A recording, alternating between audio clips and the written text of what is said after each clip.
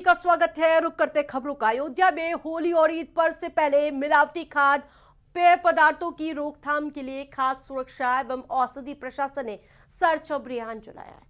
विभाग ने कई प्रतिष्ठानों पर छापेमारी की है। इस दौरान टीम ने करीब 9.17 लाख रुपए की मिलावटी खाद्य सामग्री जब्त की है। सहायक आयुक्त मानिक चंद्र सिंह के नेतृत्व में खाद्य सुरक्षा अधिकारियों की टीम ने छापेमारी की है, तो लगातार अयोध्या में ये कार्रवाई जारी है। ये कार्रवाई हमारी जो है 18 से लगातार 28 तक चलेगी और ये जिलाधिकारी महोदय के निर्देशन में टीम का गठन किया गया है।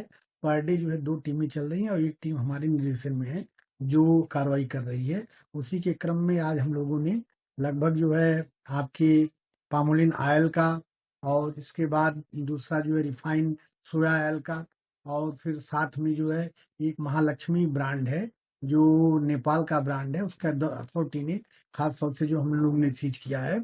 और साथ ही साथ जो है उसको ये रमजान के पर्व को देखते हुए सेवई पर भी कार्रवाई की जा रही है और खजूर पर भी कार्रवाई की जा रही है, क्योंकि कई जगह से संदेशा भी आया है कि इस पर भी कुछ मिलावटी जो है सामान प्राप्त हो रहे हैं। उसी के क्रम में लगातार जो है कार्रवाइयां चल रही हैं।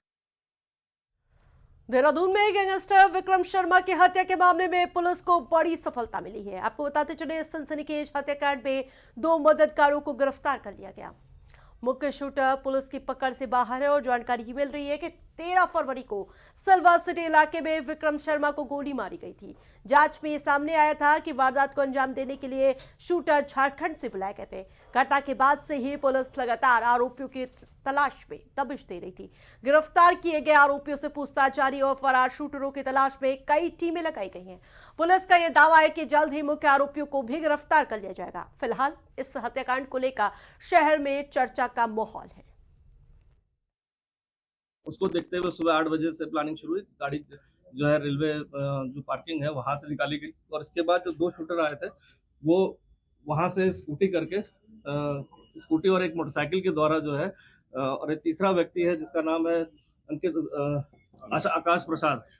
और जब ये सूचना पूरी थी तो उसके बाद वो फ्लाइट पकड़ के वहां से रांची से दिल्ली पहुंचता, दिल्ली के बाद हरिद्वार, और सारे लोग हरिद्वार में इकट्ठा होते हैं। वहां विभिन्न अपनी आईडी लगाकर इसी की आकाश प्रसाद की, और उस आईडी के आधार पर रात को वहां रुकते हैं और अगले दिन जो है सुबह यहाँ पर घटना को अंजाम दिया जाता है।